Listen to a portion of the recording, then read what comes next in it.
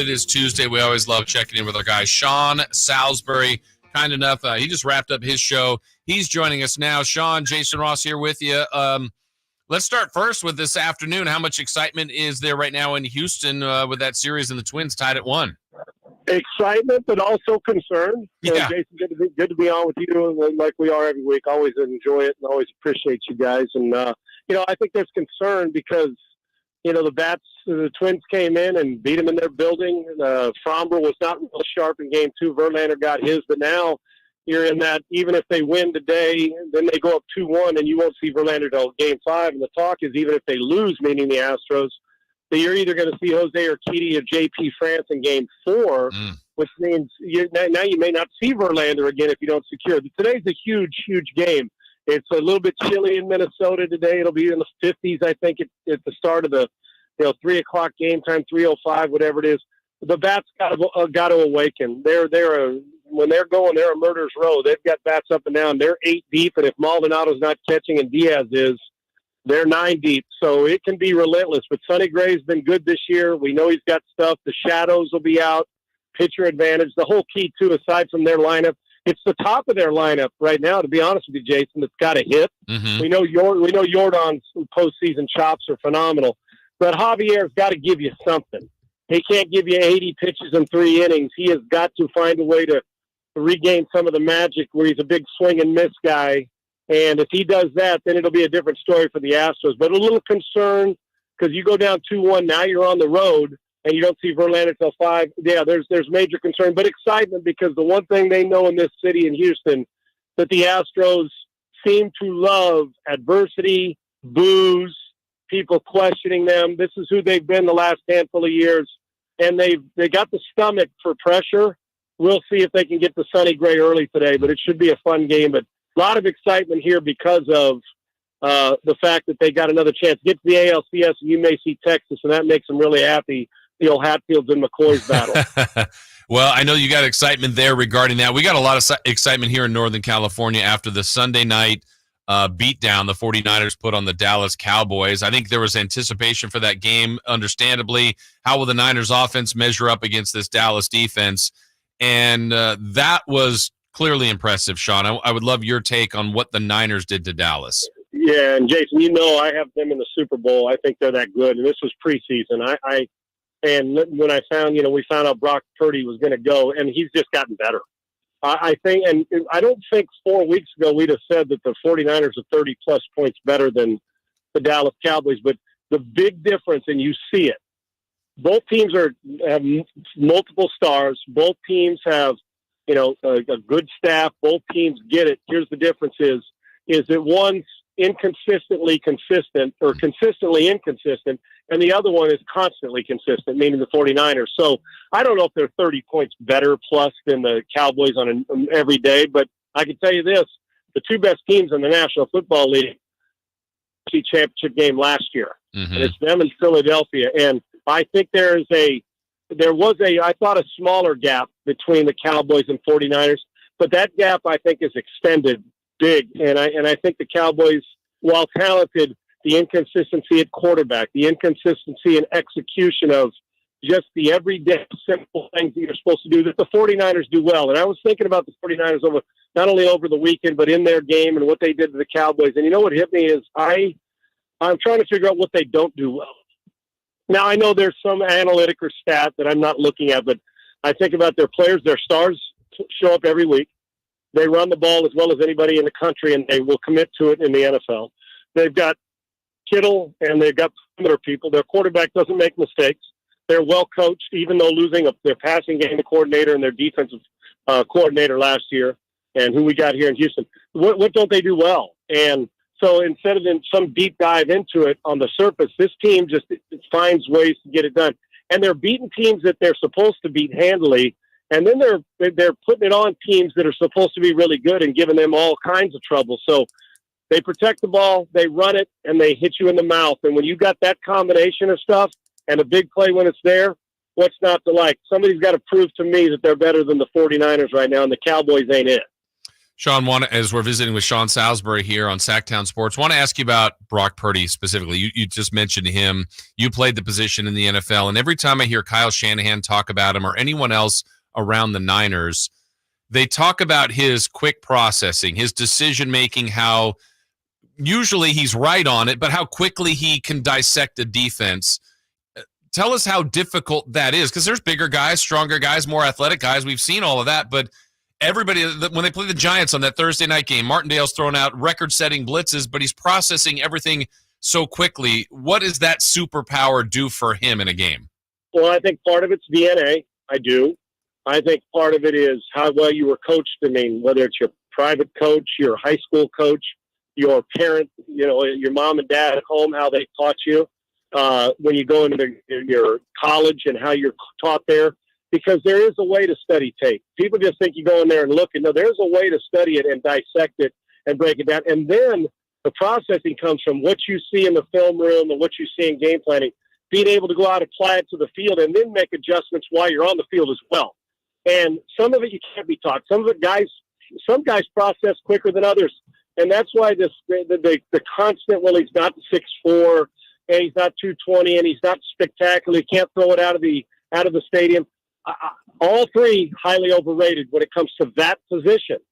Now, if you got all those and you can throw it a country mile and you run 4.4, well, God bless you, right? Right. Then that's fine. But give me this guy. And you know why? It's crazy. It's almost like people are waiting. I'm not saying 49 fans, but nationally, because he's not flashy. That they're waiting for him to fail. But if I threw in and waiting for him while the other shoe's going to come off, not when you're a good decision maker and throw on time and got personnel. He gets marked down by some for being on a good team with good players. Well, isn't that the concept? I know Peyton Manning had a Hall of Fame running back and 2 Hall of Fame wide receivers. I know that Tom Brady's had some. Gronk and Moss were pretty good. I know that Dan Marino had some pretty good players. Elway had good players. Isn't that the concept? You want good players. Why am I marking down a good? The truth is, he takes a good team and even makes it better. So he does that, and there's the stigma that follows the last pick of the draft around as if, well, he's not supposed to be good because experts don't miss when they're evaluating. Well, they missed on him. They missed on it because he doesn't look the 6'4" part. The truth is, he's better than most of them, and he's a top 5 or 6 player in this league, and right now maybe the leading candidate for MVP with the decisions. He throws on time and he throws accurately. So I think it's crazy that we have this perception that, oh, yeah, he doesn't look it. But let me ask you this. If I said, put it this way, if it was Bryce Young this year, let's go quarterbacks over the last 5 years, Bryce Young because he was the first pick this year, or if Kenny Pickett, who was a first rounder but late, any of those guys, if Brock Purdy was drafted in the top 10 picks, like they pick it later than 10, but Stroud right. or any of those guys, would we be saying the same things, or would we be saying, what a pick? The guy, what a great, he's Drew Brees, and he was picked higher. Think about the stigma that follows around, yet he does everything great quarterbacks do. When the big play's there, he hits it.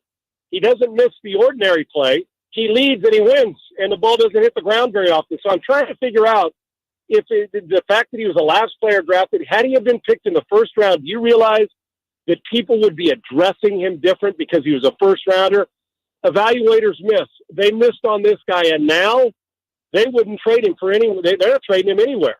So I don't hold your breath if you're waiting for Brock Purdy to fail, because you might pass out. The guy is spectacular right now.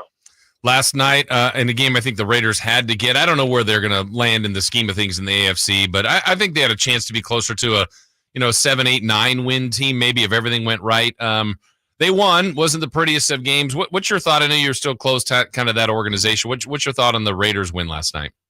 For me, as a diehard Raider fan, it wasn't overly pretty, but you forced two things that stick out to me is when Josh Jacobs is getting the ball and they're pounding it and he's not averaging 3 yards a carry. That guy is a beast. You have to make sure he is your bell cow.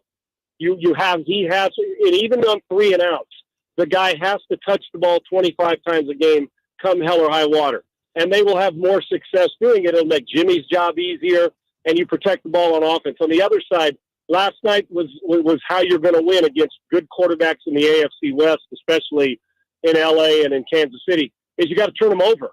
and you force Jordan Love into, 3 picks last night, and the coverage disguised it a little, and he premeditated a few reads and threw it to him, goes back to the processing of information that you saw from Brock and that you see from the great players in this league, the Mahomes who executed, is turn them over on defense, control them, especially when you may not be as explosive at quarterback because Jimmy may not have the explosive arm as some strong, but Jimmy's got a lot of that, protect the ball, play sideways, accurate, throw it underneath.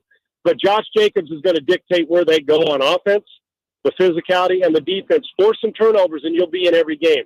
I'm with you. I think they're a game over 500 type team, and who knows with the AFC if you can find a way to sneak in. I think they're better than we've seen, and I think there's better to come, but it's going to rely on defense and the commitment to Josh Jacobs doing what he always does, and that's dominating games. Sean, before we wrap up, got to ask you about your great app. It's really cool for fans. Tell us a little bit about that and how that's going. Yeah, growing fast, and I'm proud as the president of this company to be with our talent, our media casters, the compelling content, our investors and sponsors, and our fans. That's why we did it. It's at PSF_app on Twitter. It's pro sports fans, and the metrics tell us it's growing as fast as we could possibly want it to, and obviously that's never fast enough for anybody, but we've got games, we've got teams and broadcasters do all week long, 24/7, and we cover every single game like a Manning cast, but we call it a media cast. So it's there, and it's a place the fans have a seat at the table for you to engage in these communities with other fans and the talent that comes on and the guests. I think we're on to something special, and it sure feels from the confidence of other people and other big companies that are wanting to join us that they feel the same way. Fans deserve a seat at the table, and PSF is giving it to them. At PSF_app. Go get that on Twitter and go follow. Hit the link and go in there and it's free. Go on there and see the app and see if you don't like what's going on in San Francisco and Vegas. I think you will. All right, check it out. That's Sean Salisbury each and every Tuesday joining us. Sean, thank you so much. Have a great week, and we look forward to talking to you next week. Always a pleasure, brother. Thank you. Thank you very much. All right, thank you. That's the Sean Salisbury joining us there. Good perspective what's going on with Houston and the Astros, but also the NFL. And I think he's right on about the Niners. I mean, again, I think everybody's looking for that other shoe to drop for Brock Purdy. I don't know why. I mean, I don't know why he's being evaluated that way. There's other people, like I said yesterday, the analogy, if Christian McCaffrey has an off game, you're not ever speculating that, well, maybe he shouldn't be the Niners starting quarterback or running back. If Fred Warner has a bad game, well, maybe they should be looking at a different linebacker. No, these guys are studs. They've established it. Purdy is doing the exact same thing in real time, and it seems like there are still a handful of people just waiting for that first game where he's off and like, maybe they shouldn't have got rid of Jimmy G or Trey Lance or just he's done it enough for me. I think he's more than capable of leading this team to the spots they want to go, and he's doing it each and every week in a very, very impressive style. All right, hopefully you enjoyed that conversation with Sean Salisbury. When we come back, we got more show to get to, including it's that time.